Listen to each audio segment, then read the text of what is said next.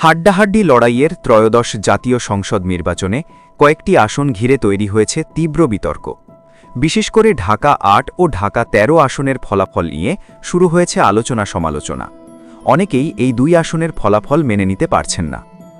ঢাকা ৮ আসনে বিএনপির মির্জা আব্বাস এবং ঢাকা ১৩ আসনে ববি হাজ্জাজ বিজয়ী হয়েছেন বলে ঘোষণা আসে। তবে জামায়াত সমর্থিত জোটের প্রার্থী নাসিরউদ্দিন পাটোয়ারি ও মামুনুল হকের পরাজয় মানতে নারাজ তাদের সমর্থকেরা। তারা এই দুই আসনে পুনর্নির্বাচন বা অন্তত পুনরায় ভোট গণনার দাবি তুলেছেন। অভিযোগ রয়েছে, ভোট গণনার সময় নাসিরউদ্দিন পাটোয়ারি ও মামুনুল হক এগিয়ে থাকা অবস্থায় হঠাৎ করে বেশ কিছু কেন্দ্রের ফলাফল প্রকাশ বন্ধ হয়ে যায়। দীর্ঘ বিরতির পর ফলাফল প্রকাশ শুরু হলে দেখা যায় মির্জা আব্বাস ও ববি হাজ্জাজ এগিয়ে গেছেন। সামাজিক যোগাযোগ মাধ্যমে ছড়িয়ে পড়া কিছু ছবিতে দাবি করা হচ্ছে ববি হাজ্জাজের ব্যালট পেপারে কাটাকাটির চিহ্ন রয়েছে। অন্যদিকে অভিযোগ উঠেছে মির্জা আব্বাসের আসনে ভুল স্থানে সিল দেওয়া কিছু ভোটও তার পক্ষে গণনা করা হয়েছে।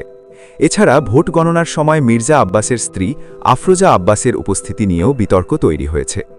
প্রথম দিকে বেশ কয়েকটি গণমাধ্যম মামুনুল হককে বিজয়ী হিসেবে প্রচার করলেও পরবর্তীতে চূড়ান্ত ফলাফলে ববি হাজ্জাজকে বিজয়ী ঘোষণা করা হয়। এতে বিভ্রান্তি আরও বাড়ে। সব মিলিয়ে ঢাকা ৮ ও ঢাকা ১৩ আসন এখন দেশ জুড়ে আলোচনার কেন্দ্রবিন্দু।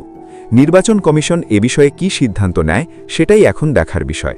কেউ পুনর্নির্বাচনের দাবি তুলছেন, আবার অনেকে শুধু পুনরায় ভোট গণনার পক্ষে মত দিচ্ছেন। কারণ এই দুই আসনের দিকে নজর ছিল পুরো দেশের। এখন সবার অপেক্ষা নির্বাচন কমিশনের পরবর্তী পদক্ষেপ কী হয়।